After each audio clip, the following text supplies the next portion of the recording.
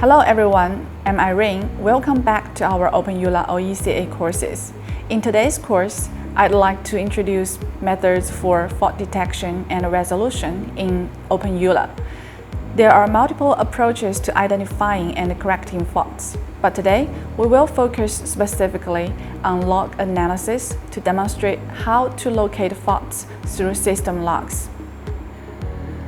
Before we begin, I will first explain how openEuler boots. Understanding the boot process helps identify what information can be collected at each stage for fault detection. Typically, the boot process is divided into 4 stages. BIOS initialization. After the server powers on, the basic input-output system BIOS starts, checking hardware components and searching for a boot media, such as a hard drive. Once hardware detection completes, the BIOS reads the first sector of the hard drive, known as the Master Boot Record (MBR), which contains the master boot program and partition details. Bootloader execution. The bootloader acts as a bridge, loading the kernel image from the drive into memory. Typically, GRUB, Grand Unified Bootloader, is used to read the kernel image and the initial RAM disk and transfer them into memory. Kernel initialization. Once the kernel image loads into memory, control is handed to the kernel, which initializes system devices, creates a root device, and mounts root FS in read-only mode. This stage configures essential resources such as the CPUs, I/O interfaces, and storage. System initialization. After successful kernel startup, the system completes initialization, applying configurations such as keyboard layout, font settings, and networking. In summary, openEuler's boot process is an interaction between hardware, software, and the operating system, each stage contributing crucial data for system diagnostics and fault detection. There are several ways to identify faults in openEuler, including using fault diagnosis tools, monitoring system data, and analyzing logs. AOPS is an intelligent operations and maintenance tool designed for automated fault detection, architecture awareness, and troubleshooting. It provides a structured framework for managing system configurations, tracing sources, and optimizing operational efficiency. AGIS is also used in openEuler for OM, especially for reporting risk alarms. AGIS monitors system changes, including file modifications, process executions, and networking socket activities. It identifies change-related behaviors and represents them as a change impact scope, helping with audit, root cause analysis, and dependency tracking. System information and logs also play a crucial role in diagnosing and resolving operating system faults. This course will focus on leveraging these resources effectively. In openEuler, system metrics can be accessed via various commands. For instance, uname --a or cat / etc. /os-version can be used to check the system version.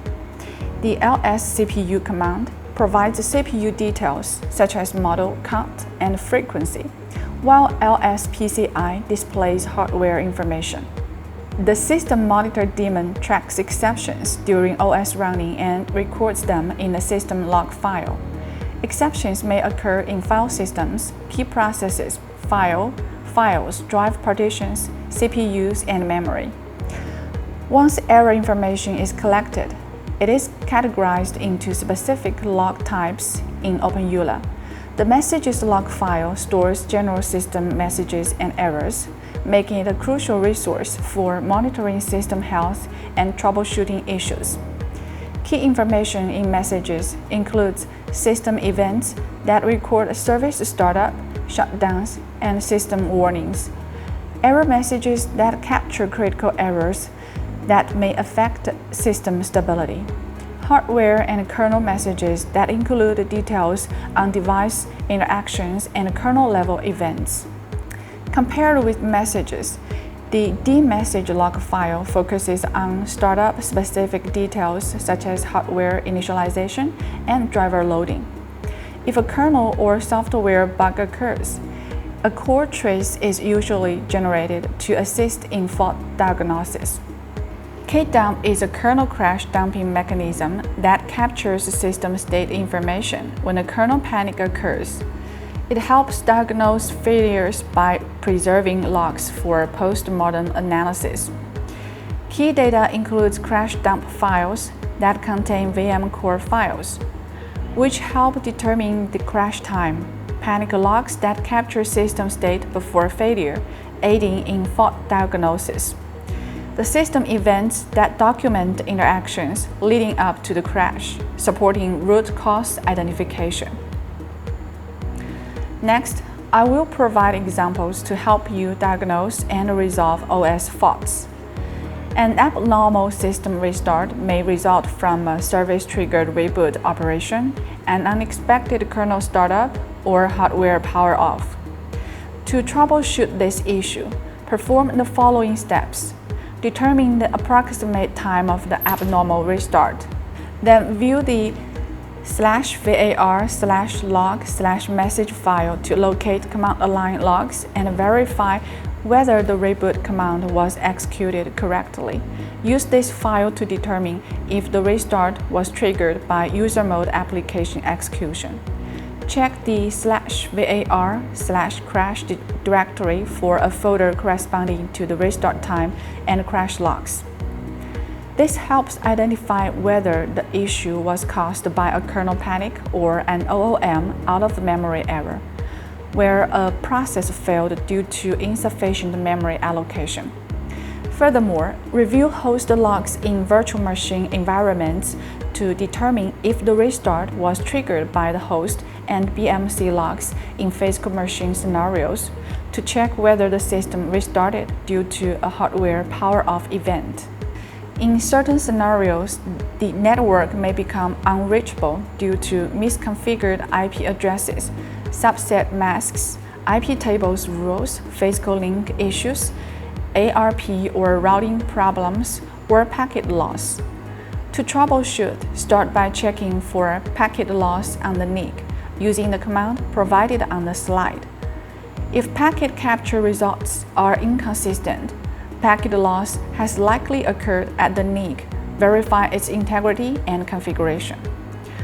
If the packets are consistent, isolate the fault endpoint and inspect its IP and mask settings, NIC status, routing table, ARP entries, potential IP MAC conflicts, and IP table rules. Note that even if the nstool command reports link detected yes, the network cable might be loose or connected to an incorrect port. File system faults are another common issue encountered in openEuler OS.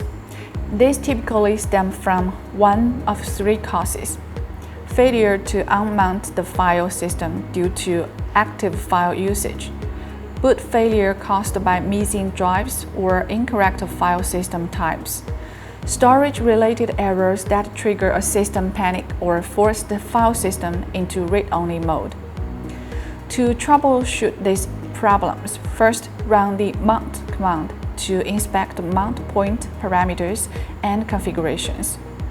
Verify whether redundant mounts are present or if non-storage devices have been incorrectly mounted. If the system fails to boot, examine serial port logs or the VNC boot screen for timeout messages related to drive detection. Enter single user mode to edit the /etc/fstab file, preventing problematic drives from being auto-mounted. Once the system is accessible, perform drive detection and validate the integrity of the file system. If the file system is in read-only mode, use FSCK to assess file system health and review system logs to identify related file system error entries. High system memory usage may result from resource-intensive processes or frequent I/O operations. To diagnose the issue, use the ps-aux command to examine memory usage per process and the total consumption across all processes. These commands help determine whether the problem originates from process-level activity. Next, execute the cat command to check for huge page memory allocation. If the output resembles the example shown, it indicates huge page usage. Finally, run the memoinfo command to compare key memory metrics against a normal baseline, verifying whether huge page allocation contributes to elevated memory consumption. That's all for today's sharing. I hope you found this course insightful and that you are now better informed on the topic. If you are interested in openEuler, please stay tuned for more courses.